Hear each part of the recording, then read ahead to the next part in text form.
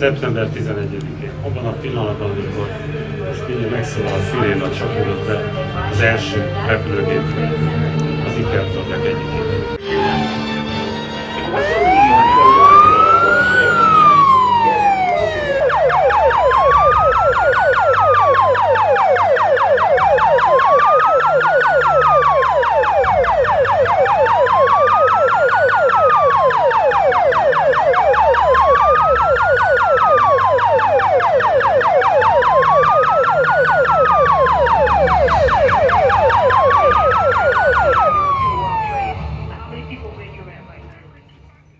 Most pedig az alapítvány alapítója Geiger András és Gauri Shankar Gupta, India magyarországi nagykövete, valamint Edward Lu, az amerikai nagykövetség kulturális attaséja gyújt gyertyát.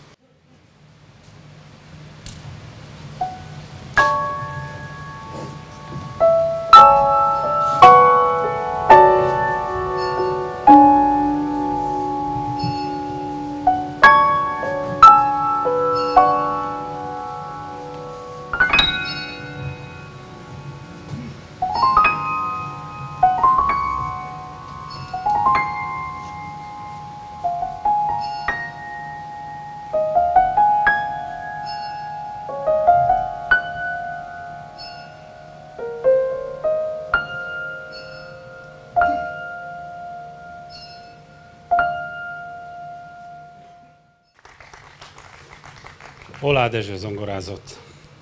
Korábban a fővárosi tűzoltózenekart hallották Dóra László karnagy vezényletével, most pedig Geiger András, az alapítvány alapítója következik.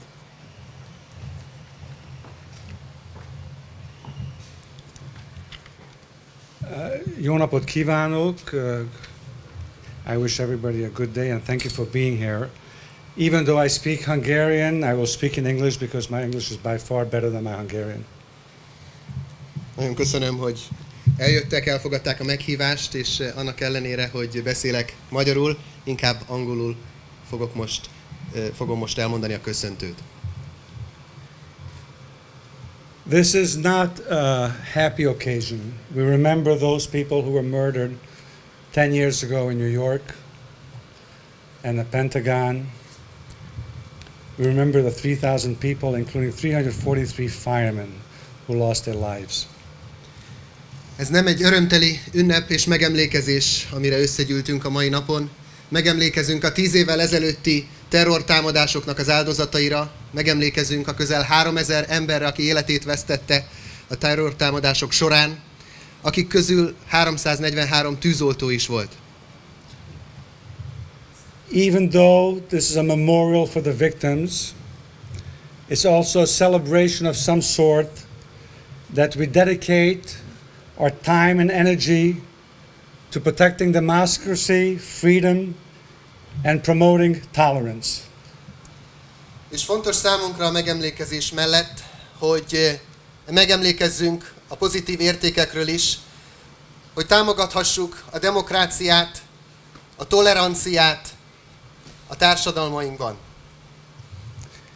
Even though these violent attacks murdered thousands of lives, we must remember that the reason for these actions, as sick as they may be, came from distorted views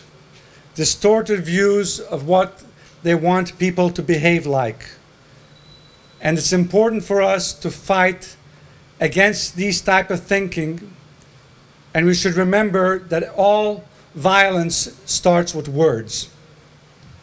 És hogy megemlékezünk az erőszakra és a hirtelen terrorra, ami lecsapott a világunkra 10 évvel ezelőtt, fontos megemlékezni arról is, hogy honnan származnak ezek az embertelen elképzelések és tervek, és fontos, hogy ma is visszaemlékezzünk, hogy az az eltorzult világnézet, amit megpróbáltak rákényszeríteni a társadalmainkra, ne tudjon újra erőt venni és felemelkedni.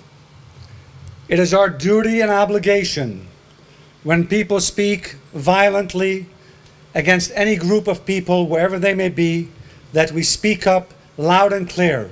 All democratic governments and true governments that have values for tolerance and democracy must speak up. Szükséges, hogy amikor ilyen hirtelen és erőszakosan el akarnak taposni bizonyos közösségeket, bárhol is legyen a világon, felszólaljunk ez ellen. És a kormányoknak is kötelessége, hogy megmaradjon az a szabadság, hogy fel lehessen szólalni a brutális erőszak ellen, és lehessen is érte valamit tenni.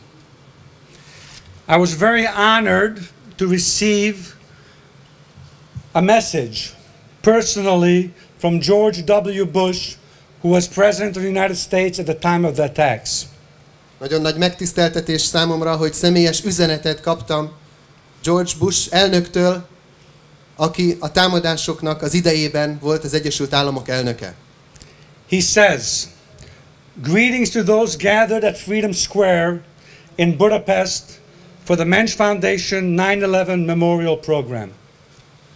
Üdvözlöm a budapesti Szabadság téren a Mensch Nemzetközi Alapítvány emlékprogramjára egybegyűlteket. On September the 11th, 2001, terrorists took nearly 3,000 lives in the worst attack on American soil since Pearl Harbor. 2001. szeptember 11-én a terroristák közel 3000 ember életét ontották ki. Az Amerikai Egyesült Államok területén Pearl Harbor óta ez volt a legrémesebb támadás. It was a day of unspeakable tragedy. We can never forget. And it was also a day of hope and heroism, defined by citizens and rescuers who gave their life to save others. Kimondhatatlan tragédia napja lett a 10 évvel ezelőtti, melyet soha nem feledhetünk. Ugyanakkor ez a nap a remény és hősiesség napja is. Mert azzá tették a polgárok és az életmentők, akik a saját életüket áldozták mások megmentéséért. With the distance of a decade, 9/11 can feel like part of a different era. But for the families of the men and women lost that day will never feel like history. The memory of that morning is fresh, and so is the pain. On this solemn anniversary, we pray for their comfort and honor the lives of their loved ones. Laura and I send our best wishes. May God bless you. President George W. Bush. Egy évtized távlatából szeptember 11-e már a régmúlt idő részének tűnhet. De az életüket vesztett férfiak és nők családtagjai részére az a nap nem lesz a történelemmé soha. Annak a reggelnek az emléke friss, mint ahogy friss a fájdalom is. Ezen a komoly, ünnepélyes évfordulón a hozzátartozók nyugalmáért imádkozunk, és meghajtjuk fejünket szeretteik emléke előtt. Laurával együtt a legjobb kívánságaimat küldöm, és Isten áldását kérem önökre. George W., you are now in Washington at the commemoration, and thank you for sending this letter. I think all Hungarians are very proud to receive this letter from you. Köszönjük, Bush elnök, aki most ott van az Egyesült Államokban, a megemlékezéseken vesz részt. Úgy gondolom, hogy mondhatjuk, hogy a magyarok büszkén fogadták ezt a közvetlen üdvözletet. We have another message videoed.